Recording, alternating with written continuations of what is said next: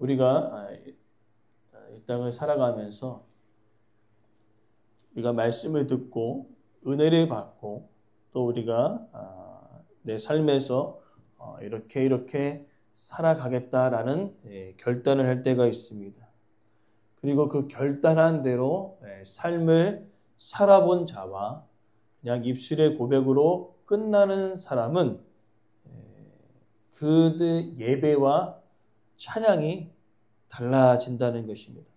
오늘 본문의 내용은 하나님의 말씀을 듣고 하나님의 은혜를 생각하며 자신이 믿음으로 결단한 대로 살아본 자들의 예배와 찬양, 그리고 단지 입술의 고백으로 끝나는 사람들의 예배와 찬양은 완전히 다르는 것을 오늘 본문을 통하여 이야기하고 있는 것을 볼 수 있습니다. 그러면서 하나님을 찬양하는 것이 우주적인 넓은 스케일로 인하여서 마지막은 개인적인 스케일로 마무리되어지는 것들이 오늘 시편의 내용인데, 오늘 특별히 우리가 기억해야 될 것은 신앙의 고백이 삶에서 경험되어질 때에 나타나는 그 예배와 찬양이 어떠한지를 우리 함께 말씀 통해 살펴보고 은혜 나누고자 합니다. 먼저 우리가 살펴볼 것은 신앙의 경험과 예배는 밀접한 관계를 가지고 있다는 것입니다. 오늘 본문의 1절에 보니까요, 온 땅이여 하나님께 즐거운 소리를 낼지어다 라고 이야기합니다. 이 말을 좀 더 쉽게 표현하자면은 하나님을 향해 즐겁게 함성의 소리를 외치라 라는 말과 같습니다. 이것은 우리가 좀 더 쉽게 설명하자면, 이제 젊은 우리 애들이 있습니다. 애들인데 아이돌, 자기가 좋아하는 아이돌의 콘서트 현장을 보면은 난리가 아니거든요. 막 소리치고. 그다음에 또 어르신들은 이제 트로트를 좋아하시기 때문에 내가 좋아하는 트로트 가수가 오면은 막 소리를 지르고 함성을 지른다는 것이죠.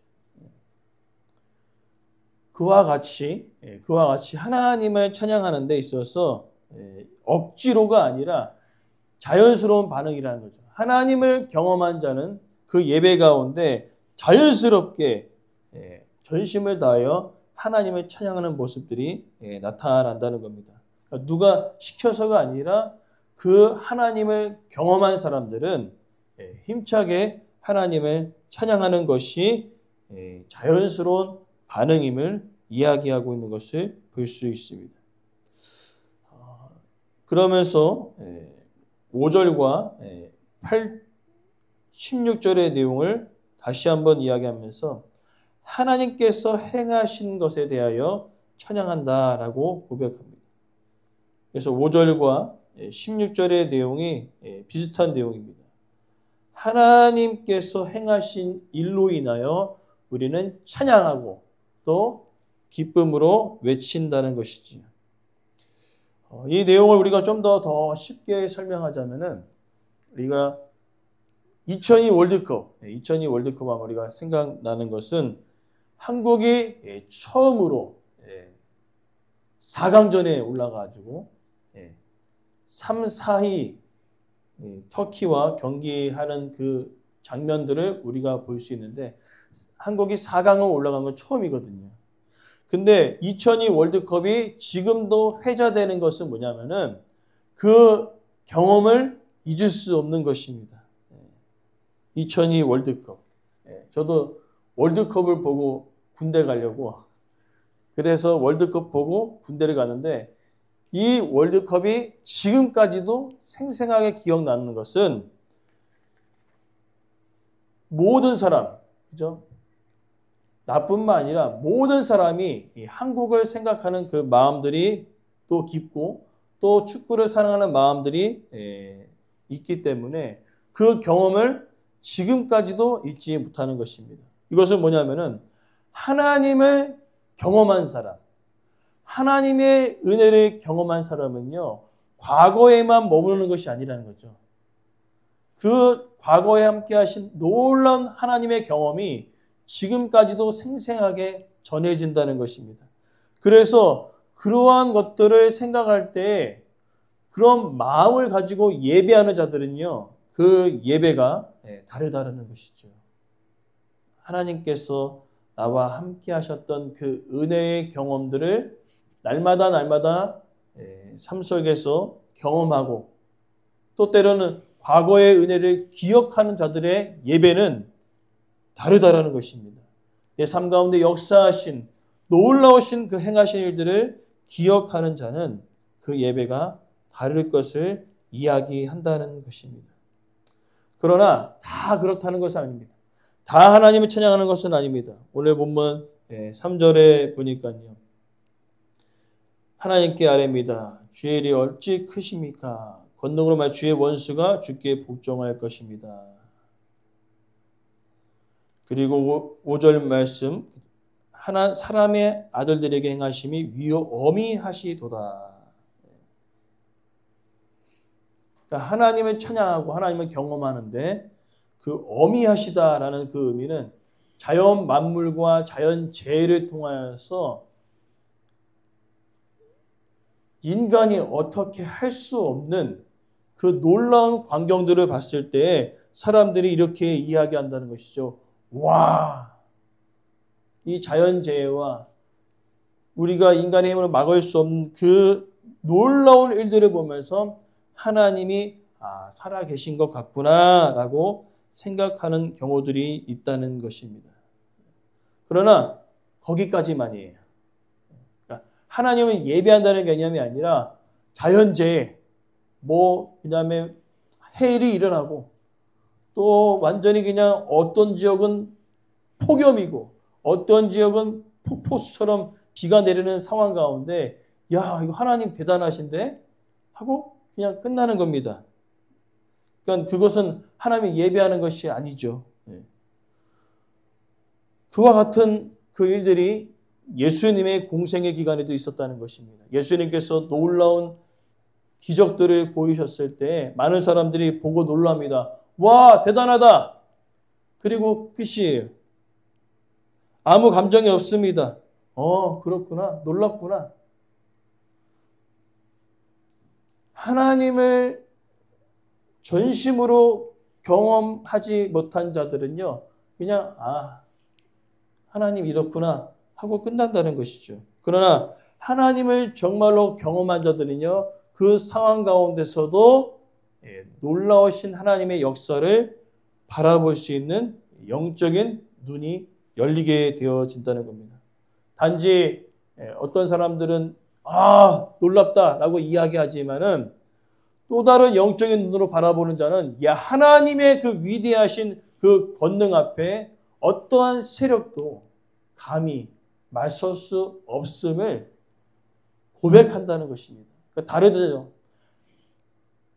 영적인 눈으로 하나님의 그 위대하심을 바라보는 자와 그냥 단지 눈에 보이는 것들을 보고 하나님 대단하시다라는 것과 완전 다르다는 것입니다. 즉 우리의 예배가 더욱더 풍성해지는 그 이유는요. 우리는 이 땅을 살아가면서 현실을 바라봅니다. 그러나 우리는 현실을 바라보는 육신의 눈만 있는 것이 아니라 그 현실 가운데 여전히 역사하시는 능력의 하나님을 바라보는 영적인 눈이 우리 가운데 열려져야만이 우리가 하나님을 예배하는 것들이 다르다라는 것이죠. 그러한 일들이 오늘 시편의 5절부터 12절까지 그 일들을 쭉 이야기하고 있는 것입니다. 하나님은 이러시고 하나님은 또 이러시고 또 쭉 고백하는데 중요한 것은 그 고백 가운데 10절부터 12절의 내용이 들어 있습니다. 뭐냐면요. 우리가 하나님의 은혜를 날마다 경험하는 데 있어서 또 때로는요. 우리 가운데 어려움이 있습니다. 고난이 있습니다. 10절 말씀처럼 은을 단련함 같은 그런 삶이 우리 가운데 있다는 것이죠. 늘 하나님의 그 은혜와 능력을 경험하며 살아가는 우리들에게도 여전히 고난이 있다는 것을 시인은 고백하고 있는 것입니다.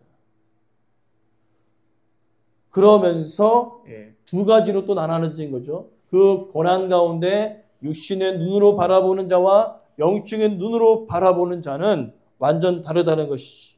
그러니까 현실을 살아가는 육신의 눈으로 바라보는 고난은요, 하나님을 오해할 수 있습니다. 왜 나에게 이런 고난이 오는가? 왜 나에게 이런 슬픔이 오는가? 그리고 슬픔과 고난 앞에 무너져 버립니다. 그런 무너진 삶 속에 드려지는 예배는요, 감격이 없다는 것이죠. 그러나 여전히 그 고난을 통하여서 나의 신앙을 단련하시는 영적인 눈으로 나의 신앙을 더욱더 업그레이드 하시는 그것으로 바라보는 고난은요, 그 고난을 대처할 때에 오히려 하나님께서 나의 신앙을 더욱더 성장시키는 그것으로 고난을 바라보기에 다윗이 고백했던 것처럼 고난이 유익이 되어지는 것입니다. 오늘 우리의 삶 속에 때로는요, 어려움이 있을 수 있습니다. 고난이 있을 수 있습니다. 그러나 그것을 우리가 영적인 눈으로 바라볼 때에 이 고난이 유익되어지는 경험을 통하여 우리의 예배가 더욱더 깊어지고 우리의 기도가 더욱더 깊어지기를 간절히 소망합니다. 그래서 시인은요, 이것은 마치 12절 말씀에 불과 물을 통과한 것 같다. 불과 물을 통과하는 것 같다 이야기합니다. 그러나 우리는 기억해야 할 것은요, 이사야 말씀이지요. 우리가 불 가운데 가나 하나님께서 우리의 삶을 지키시고 보호하시겠다. 그 하나님을 경험한 사람, 불과 물을 통과하여 하나님과 함께 하심을 경험한 자들의 예배는요, 완전히 다를 것을 이야기하고 있는 것을 볼 수 있습니다. 그리고 더 놀라운 것은요, 12절 하반절의 고백이죠. 그 물과 불을 통과하였더니 결국에는 어디에 이끄십니까? 하나님께서 풍부한 곳에 들어가게 하시느니라. 여기는요, 육신적인 것뿐만 아니라 영적인 것도 마찬가지라는 겁니다. 우리가 고난을 통과하여 육신적인 필요를 하나님께서 공급해 주실 뿐만 아니라 물과 불을 통과함을 통하여서 또 다른 영적인 복을 우리 가운데 허락하여 주시겠다는 것입니다. 그러면서 13절부터 17절의 내용은요, 이제 온 땅에서 개인이 경험한, 그죠? 많은 사람들이 경험한 뿐만 아니라 이제 개인이 경험한 이야기를 쭉 이야기합니다. 무슨 이야기를 합니까? 그 고난 가운데 13절에 보니까요, 나의 소원을 주님께 갚습니다. 무슨 소원일까요? 하나님, 이것이 하나님께서 주신 나의 신앙을 성장하기 위한 고난이라면 내가 기쁨으로 그것을 감당하겠나이다. 그렇게 예배해야 한다는 것이지. 그러면서 우리가 마지막으로 우리가 살펴볼 것은 18절부터 20절의 내용을 우리가 읽었습니다. 이 내용은 오늘 66편을 정리하는 내용입니다. 근데 여기 좀 어려운 부분이 3단 논법으로 기록되어 있어요. 그러니까 두 가지의 내용을 가지고 결론을 도출해내는 것입니다. 무슨 두 가지의 내용이냐면은 18절 말씀, 나의 마음에 죄악을 품었더라면 주님께서 듣지 아니하시겠지요. 그러나 19절에 실로 들으셨으며 내 기도 소리에 귀를 기울이셨도다. 마음에 죄악을 품었으면 하나님께서 기도를 듣지 아니하신다 했는데 19절 말씀은 들으셨다는 겁니다. 그러면 결론은 뭐냐면은 나의 마음에 죄악을 품지 않고 하나님께 기도했다는 것을 이야기하고 있는 것입니다.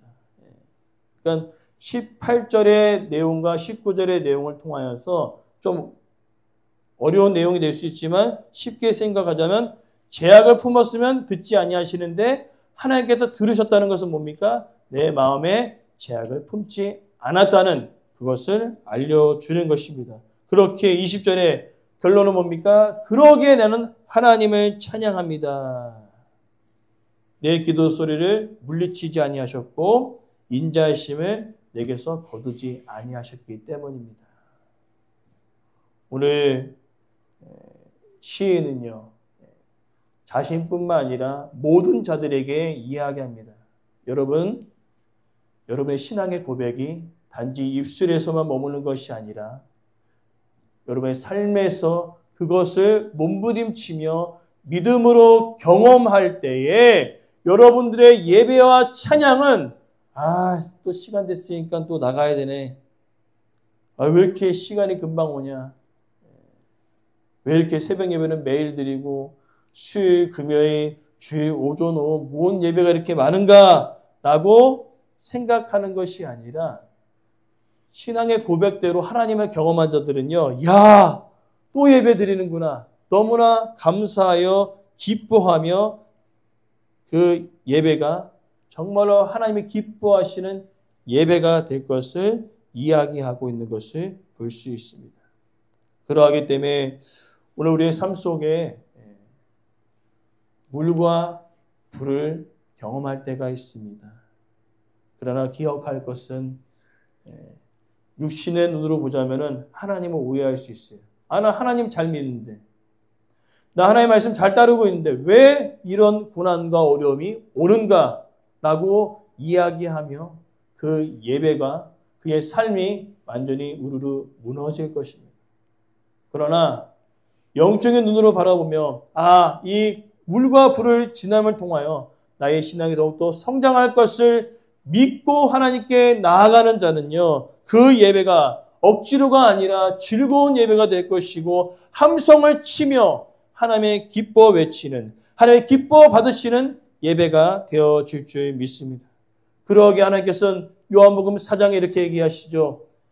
하나님께서 찾는 자가 있습니다. 영과 진리로 예배드리는 것입니다. 그것은 다른 말로 무엇입니까? 어떠한 순간순간 속에서도 하나님의 그 일하심을 경험하는 자, 내가 하나님의 일하심을 경험하고 그 다음에 그렇게 살기로 결단하며 이 땅 가운데 믿음으로 살아낼 때 그 사람의 예배는요, 살아있는 예배가 될 것이고요. 그 사람의 예배는 하나님이 찾으시는 예배자로서의 삶을 살아가게 될 줄 믿습니다. 오늘 우리의 예배가 살아있는 예배, 하나님의 찾으시는 예배자로서의 그 기쁨에 넘치는 그런 삶의 예배가 우리 삶 가운데 날마다 경험되어지기를 간절히 소망합니다. 그래서 억지로가 아니라 기쁨으로 예배하는 그 날들이 우리 가운데 날마다 넘쳐나기를 간절히 소망합니다.